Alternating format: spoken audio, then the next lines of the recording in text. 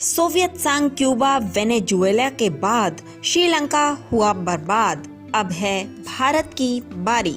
2 रुपए किलो आटा, 20 रुपए किलो दाल के बाद फ्री बिजली पानी पर ना पढ़ाई ना रोजगार। मुफ्तखोरी बना रही है वोटरों को भिखारी। कहाँ गए विकास के वादे? सड़क पर चलेगी तो टोल लगेगा, स्कूल जाओगे तो डोनेशन लगेगा। इंसान को एक बार निठल्ले बैठकर खाने की लत लग जाए तो यह ताउम्र उसका पीछा नहीं छोड़ती। ठीक इसी तरह अगर मुफ्त की रोटियां तोड़ने की आदत पड़ जाए तो वो भी कब्र तक साथ जाती है। भारत में भी मुनाफाखोरी अब कम से कम यहाँ के वोटरों को भिखारी बनाने पर तुली है। कश्मीर में हमने 77 साल पहले धारा 370 लगाकर हर चीज या तो फ्री में दी या फिर औने पौने दामों पर।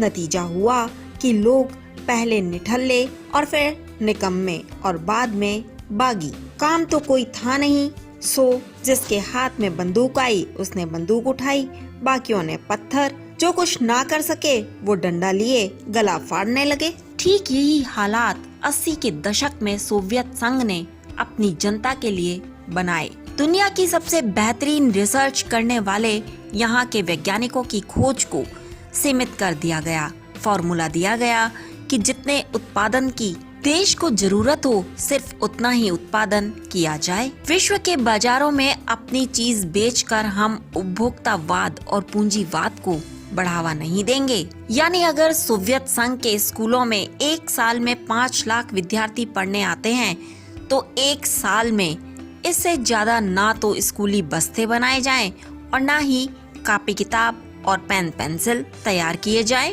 और ये सब कुछ कामरेड बच्चों को फ्री में दिया जाए। हथियारों के अलावा हर अच्छी बुरी चीज पर इसे लागू किया जाए। स्पष्ट है कि ऐसी अर्थव्यवस्था कितने दिनों चल पाती है। इसके बाद बारी आई क्यूबा की। मुल्क चाहे छोटा ही हो, अपने शानदार सिगार और रम के लिए जाना जाता है। यूएसएसआर से मिले अनुदान के दम पर अमेरिका को भी आंख दिखाता रहा, पर एक दिन टूट गया। कुछ ऐसा ही हाल कच्चे तेल का भंडार कहे जाने वाले वेनेजुएला का हुआ, जहां पर समाजवादियों या फिर वामपंथियों ने सत्ता में आने के लिए देशवासियों के लिए हर चीज फ्री कर दी। परिणाम स्वरूप लोगों ने काम करना ही बंद कर दिया। शिक्षा, सेहत सहित मूलभूत सुविधाओं की बात तो छोड़िए, रोटी पानी भी निःशुल्क कर दिया गया। 1-2 दशक कामरेड सत्ता में तो रहे, पर अब आलम यह है कि वेनेजुएला की मुद्रा के दाम इतने गिरे कि मुट्ठी में चीनी लाने के लिए थैले में पैसे ले जाने पड़ते हैं।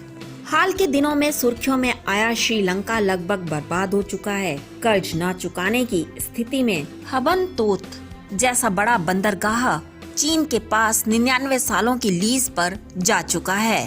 पेट्रोल 254 रुपए लीटर और सूखा दूध 1700 रुपए किलो। गैस सिलेंडर 3000 के पार है। ये दाम श्रीलंका वाले रुपए में है। बिजली नहीं, फैक्ट्रियां बंद पड़ी हैं। भारत से चावल, डीजल, गैस, दूध की गुहार लगाई जा रही है, जबकि 2 साल पहले तक श्रीलंका के विकास दर यानी ग्रोथ रेट डबल डिजिट में यानी कि दहाई में रहा करती थी। सबसे पहला काम यहाँ के सत्तारूढ़ राजपक्ष परिवार ने आमदनी की सीमा को 3 लाख से बढ़ाकर सीधे 30 लाख कर दिया। 2.5 करोड़ की आबादी, बेहतरीन चाय कॉफी के बागानों वाले इस मुल्क में जहां निर्यात में विदेशी मुद्रा जमकर आती थी, वहीं लाखों टूरिस्ट हर साल देश में सिर्फ पैसा खर्च करने आता था। फिर भी ऐसा संसाधन संपन्न देश कोरोना की एक मार तक न झेल सका। आज सारा देश सड़क पर है, सरकार दिवालिया हो चुकी है। दिलचस्प है कि भारत में भी यह बीमारी दक्षिण से ही आई, फिर पश्चिमी बंगाल होते हुए पसरती गई। 2 रुपए चावल से शुरू हुआ यह सिलसिला 2 रुपए किलो आटा, 20 रुपए किलो दाल पर आया। कहीं इसके साथ साड़ी बांटी तो कहीं टीवी। अब बात साइकिल से बढ़कर स्कूटी पर आ गई। मोटरसाइकिल बढ़ चुके हैं, टैबलेट और लैपटॉप के वादे जारी हैं। किसानों को फ्री बिजली पानी दिया गया है। दलितों के बाद अब बिजली के नाम पर गरीबों को लपेटा जा रहा है। निशुल्क शिक्षा, सेहत सुविधा की बात तो समझ में आती है। आप सड़क पर चलोगे तो टोल टैक्स लगेगा, स्कूल जाओगे तो डोनेशन लगेगा। हर राजनीतिक दल, जिसमें मोदी भी शामिल है, विकास की बात तो करता है, पर स्वयं के विकास से आगे नहीं बढ़ पाता। रोजगार भी अपनों तक ही सीमित रहा है। यहाँ नौकरियों की बात ना की जाए तो बेहतर है। अब तो आप समझ ही गए होंगे, सोवियत संघ, क्यूबा, वेनेजुएला के बाद श्रीलंका कैसे बर्बाद हुआ और अब बारी है भारत की। जानकारी आपको कैसी लगी कमेंट बॉक्स में जरूर लिखें। साथ ही D5 चैनल हिंदी सब्सक्राइब करना ना भूलें।